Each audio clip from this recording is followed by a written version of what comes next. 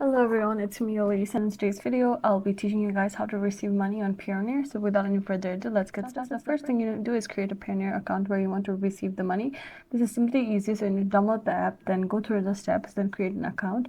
After that, you need to verify your account with an email address or a phone number, whatever suits you best. You need to also provide some documents to verify your identity. After that, you need to access your Payoneer account. So once you've verified your account and it's set up, then log into your Payoneer account using your username and your password.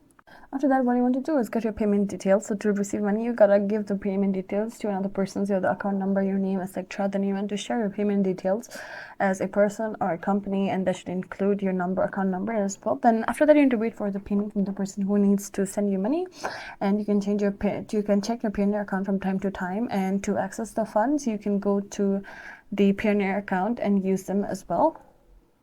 And the last thing that you need to do is withdraw the funds. If you want to take out them and keep it in another bank account, or you want to spend the money, then you can just withdraw the account number.